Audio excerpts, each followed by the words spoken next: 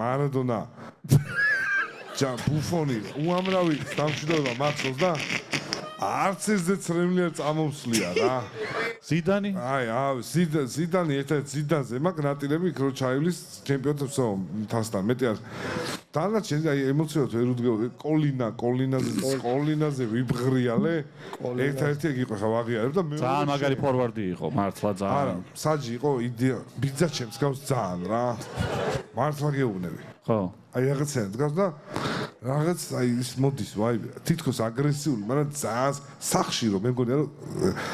ისინი აცვია მე ოჯახია აი არა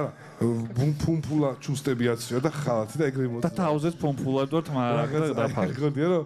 ეგეთი კაცია ხო და მაგაზე ვიტირე კოლინაზე და ლორია შენს ტყვებზე აი კი ვერ გავიგე რა თქვი მაგრამ ემოციურად ისე ვიყავით ხო აი